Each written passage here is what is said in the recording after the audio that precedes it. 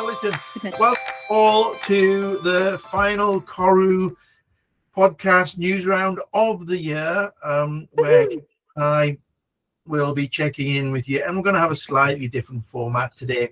The news is often peppered with quite negative stuff, and questions and issues and challenges that make one's head hurt.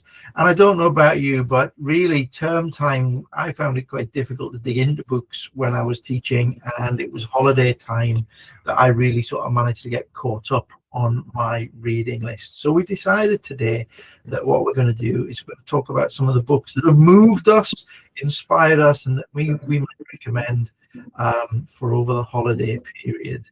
And on that note, I'm going to hand directly over to our literacy consultant, our literacy lead, our literacy expert, our reading for pleasure expert, Kaylee Leisure. Happy Christmas, Kaylee. Oh, yes. Merry Christmas. Merry Christmas. All is good. And I'm excited to share some books with people today, because this is what I really love. And trying to narrow these down for the podcast was quite hard. So I've gone for several categories. Hope that's okay. And I'm going to kick us off with probably the most useful, which is most likely to be used in the classroom, that is new to me this year. So it's not a newly published book, but it is new to me. The book is called Treat by Mary Sullivan. If you've met her work before, it's really beautiful. It is a picture book format where the only word in the entire story is the word treat. It is the story of a dog who is just constantly asking for treats, and the inference and the deduction that can come from this beautiful text it's delicious. It's a delicious text, could be used all the way through primary school and probably up into secondary, to be totally honest, for a number of different reasons. And it's just a treat of a book, literally beautiful one. This is where I'm kicking us off. Excellent. So what's that called again? Treat by Mary Sullivan. It's a little treat of a book. I'll put a link, or we'll put a link in the podcast notes. Yeah, and it is completely wordless except for the word treat. So it has so many different applications in the room in terms of reading for pleasure, but also for literacy. How interesting. Well, I'm going to start with something altogether more I don't want to say banal, but not as joyous necessarily as that, perhaps a little more sort of technical, and certainly doesn't have a place in primary schools or secondary schools for students. But this is actually a book that I'm lucky enough to have signed by both of the authors, partly because I work with both of the authors, and I'm really honored to do so. And actually this book and the two authors had a lot to do with me throwing in the towel with gainful employment and starting up Koru and going off by myself earlier in the year. It's a book called Change Starts Here. It's by a really good friend of mine, Shane Leaning, and his co-author, Ephraim Lerner. And they develop a new model of change within educational practice. It's been very, very well received on the circuit amongst educational leaders, which is what Shane's kind of focus is with the work he does.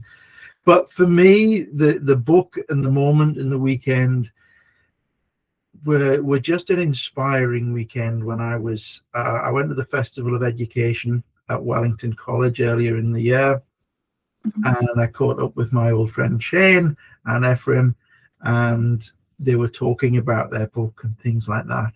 And then I met a real hero of mine, Sebastian Faulks, a little later that day, as in Birdsong and so forth.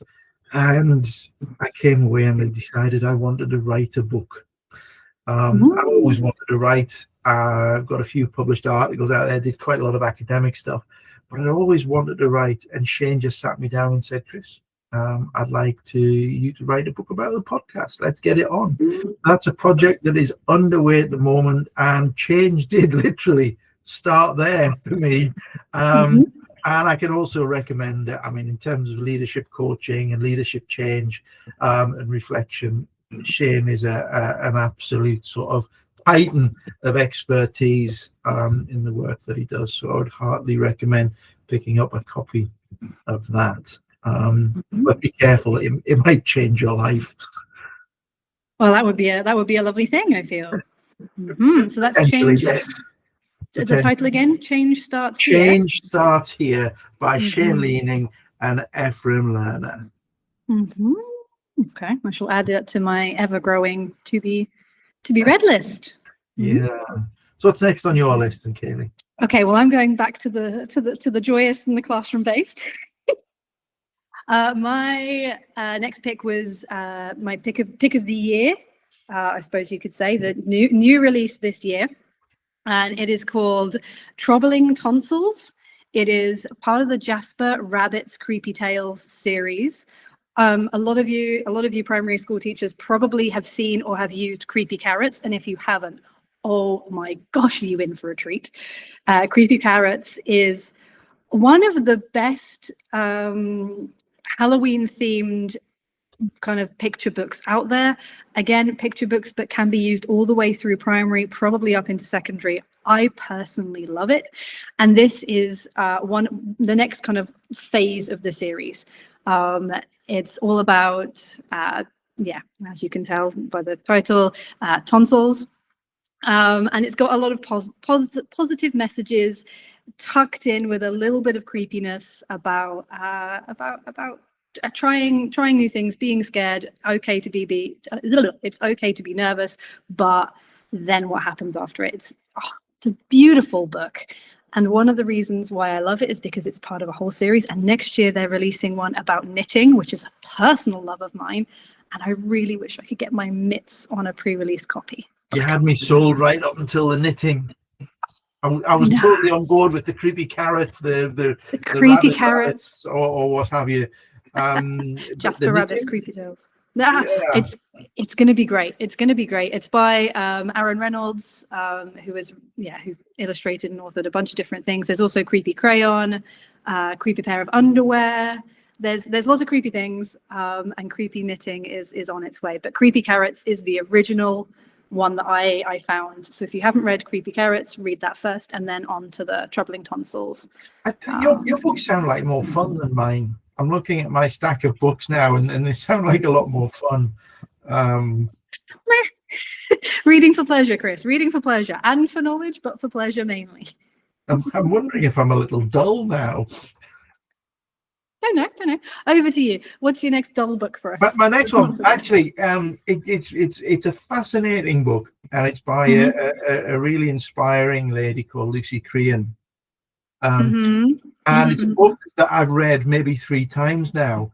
And I don't know if you've had that experience where you read something and you catch it at one level, and then you reflect and your experiences build into that, and you then go back and you reread it again, and there's a whole new subtext set of ideas emerge. And it's what, when I say inspiring, I literally mean that. It's called Cleverlands by Lucy Crean, and it's a research book essentially, where she lived the experience in different countries around the world. She went and spent time in China, in Finland, in a variety of different places, and she got to grips with some of the myths and perhaps legends around those educational systems. You know, we have some preconceptions about what education looks like and how effective it is in different countries, and she actually lived it, and she engaged with students and parents and families and teachers and things like that, and she really dug into the detail behind it of the lived experience. And I think that often in education, particularly in educational leadership, we can lose track of that lived experience of the individual. And I love the fact that the focus of the research itself is very much that, and the insight into other countries and their approach to education and what they value and how that feeds out at the other end, and so forth, is fab. You know, there's things that we can take from different places around the world. within Finland, for example, that Mhm. idea that youngsters just play for the first couple of years. I say just. We use that term in the UK, and actually that play is fundamental to their growth, their emotional Yep. growth, all of the different skills that go with that. And I just keep going back to this book. The more I see of the world and the places that I visit and work, and I come back and see that. And I wish some of our politicians would read this, because it's a beautiful perspective on what education is and should be, good and bad. Yeah. That's Clever by Lucy Crean. No, and definitely, yeah, I would say a worthwhile read, and not dull at all. I think playing your choices down, definitely not dull in my book. Yeah, and if you get the chance to get Lucy Crean in to one of your events, she's definitely worthwhile. She's one of she's a very, very charismatic speaker. Yeah. Very so back cool. to you, back at you. Back at me. Okay, so I'm going to go non-fiction as well, and I'm going to go adult non-fiction of the year. I think I mentioned this book maybe a couple of podcasts ago, maybe just last podcast. It's a book called Abundance by Ezra Klein and Derek Thompson, and it is it's new this year, last year, this year. It is a new book.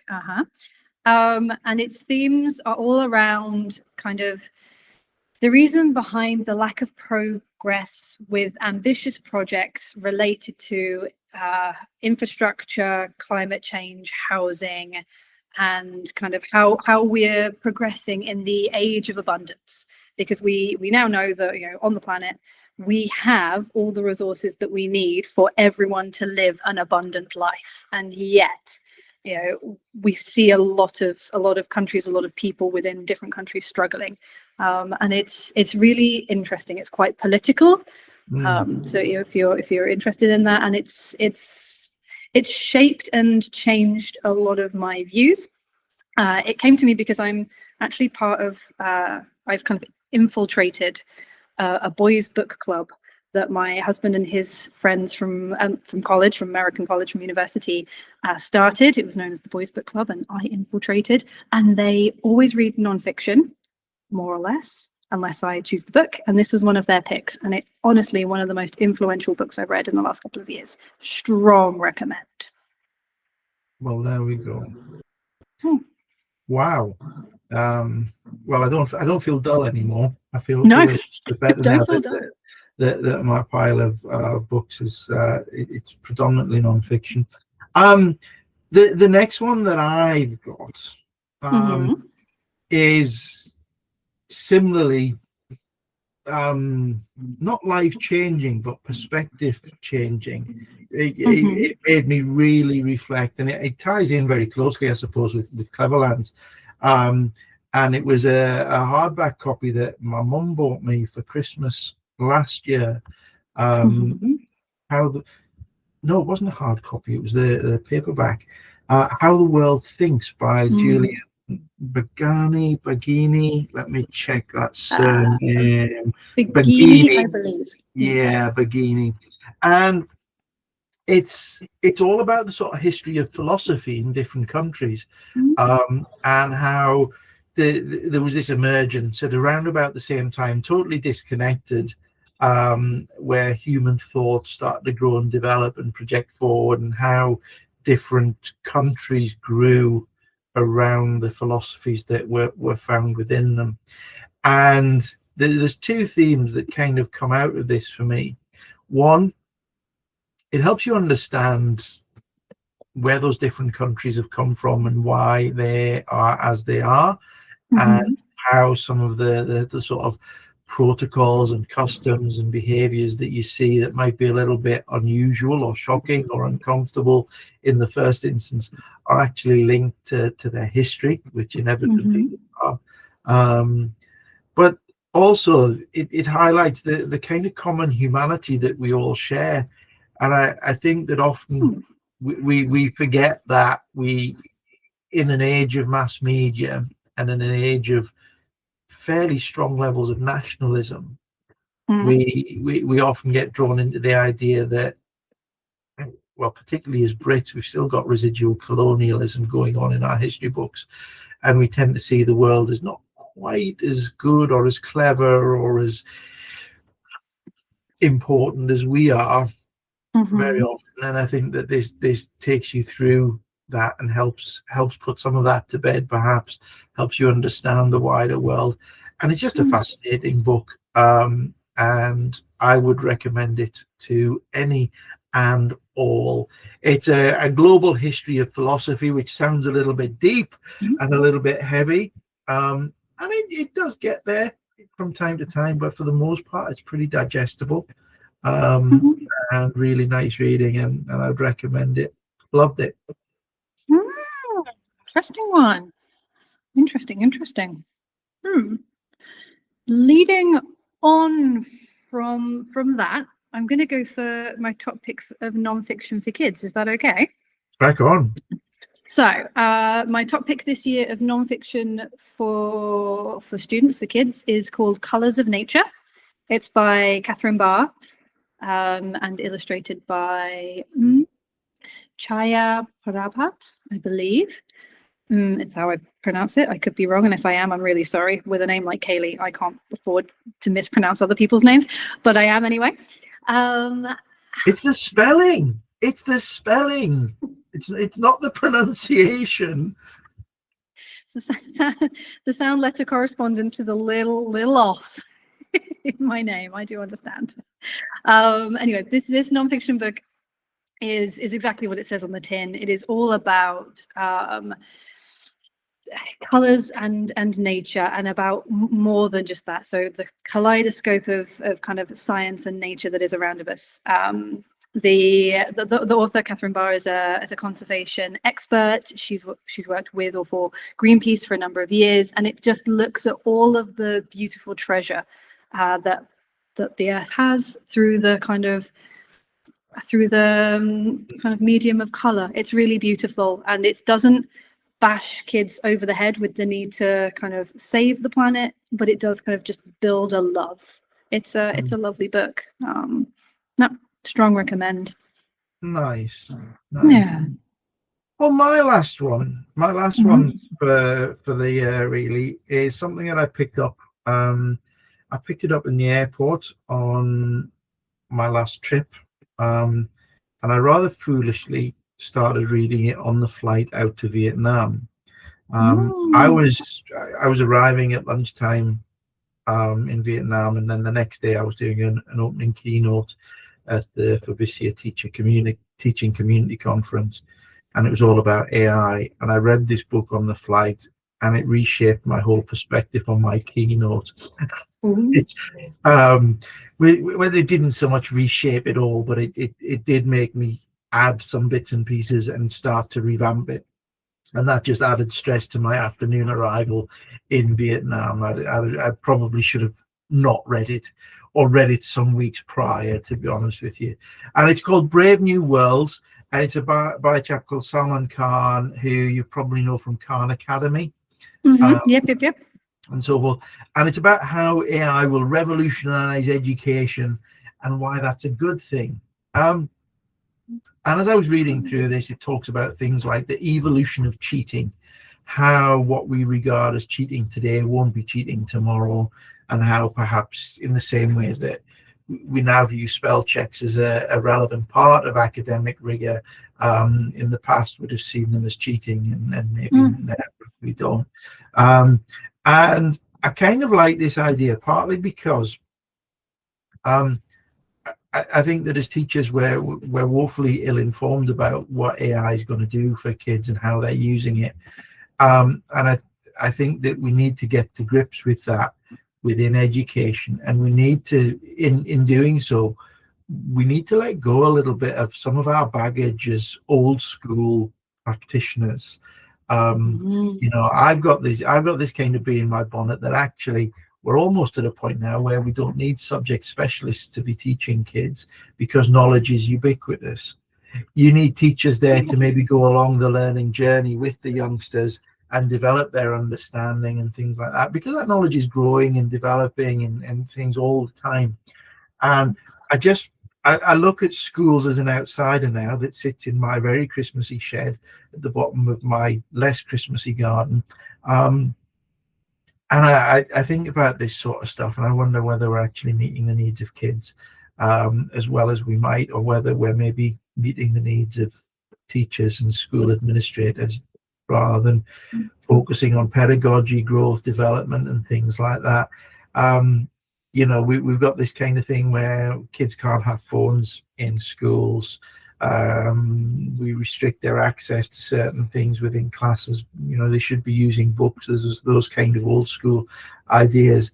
And actually, perhaps we should be teaching them to get to grips with the world as it is and as it will be, rather than necessarily how we would have liked it to have been 20 years ago.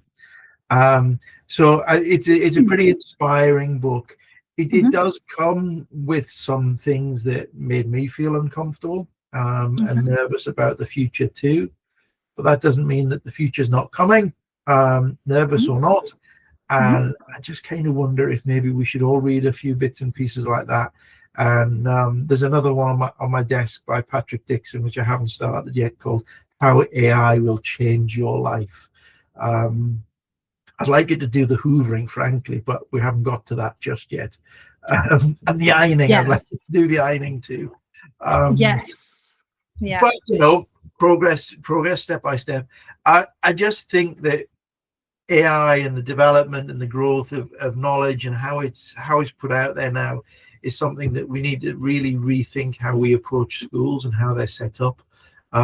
There's an absurd, it goes back to the work by people like Ken Robinson, Creative Schools and things like that, whose work's amazing, but sadly no one in power paid heed to some of the stuff that Ken Robinson was saying, and we're still having those arguments today. So that's my take, sort of future focused. And can you remind me the name of the book, Chris? Brave New Worlds. Brave New by Worlds. Salman Khan. My camera's just had my camera doesn't like it. There we go. Beautiful. How AI will revolutionize. Interesting. So on that note, revolutionizing the world of education, here we go. I introduced Touchpoint with Kaylee Leisure. Do you want to tell us a little bit about what Touchpoint is and what the nature of it is? Super, yeah. So I think our last podcast we introduced briefly, so we'll go again. So Touchpoint is our Koru Education's new CPD program. Can I say? Yeah. The idea behind it being that it's not just a one-off speaker session or a one-off workshop, but it is a kind of coached program over a number of months in different areas of education. So Chris will be leading AI and data. We've also got Emma Dibden, who is running SEND in your classroom. The whole focus of all of the sessions is about how to implement stuff in your classroom. Absolutely. And the idea is that we reflect. We've got a little bit of an activity through the course of the month, and then we've got a sort of regular drop-in session for reflection. You also get the chance to collaborate with colleagues on the cohort and also your mentor. And Kaylee is running the Reading for Pleasure. Reading for Pleasure. Yes. Which is, I feel, an underrepresented area of literacy, which is why we started with it, but so important. One of the most important things you can do in your classroom, I would say. Yeah, agreed. Absolutely. And that is just about live, ready to go. The course launches in January, and you can expect LinkedIn posts about where to go for it. It will be live on the website by the end of this week at the latest, I promise, Kaylee. We're just about there now. I'm just running some tests today and tomorrow, and as long as those tests run okay, then we're good to go. So really excited about that. As Kaylee mentioned, I've got an AI one, which is basically, it's an entry-level course. It's not really for like sort of Substack coding, complicated stuff for people. It's about getting to grips with AI, how you might use it with your kids, how you might use what platforms you might use. why you might use them, how you develop that honesty and integrity between pupil and teacher, and also maybe reflecting on some of the things that as a teacher you've got to let go of a little, perhaps, and change your perspective. So hopefully that'll be really helpful. The other one that we've got is the data in your classroom, making effective use of data and how we bring that to bear. And that focuses on the multiple streams of data that teachers and schools have, and how to approach them in a sensible fashion without being overly dogmatic about what it tells you, but understanding the themes that go with that, and giving you a little bit of reassurance about how you might approach it as a teacher that is nervous about school data. There is a colleague of ours, Kaylee, who will remain nameless, who worked alongside you in your part of the school in Italy. And I remember her blood running cold when you mentioned spreadsheets and data. And she was part of an older generation, and she was one of the loveliest teachers I have ever seen. And but she did not like spreadsheets and stuff like that. She was a markbook girl through and through. So hopefully we'll be able to address some of those issues too. So really looking forward to that. Keep an eye out. They'll be going live relatively soon. Well, Kaylee, it remains for me just to wish you all the best, and all of our listeners happy Christmas and all the best for 2026. Merry festive season to all, and look forward to seeing you in the new year. Is that a Grinch jumper you've got on there? It is. It's giving Grinch. One of my favorites. Also, classic Christmas story. If you haven't read it to your students, to your children yet, please do read, because it is. Yeah, that was a little tricky. Those kind of things were a bit tricky for me. I used to teach sixth formers.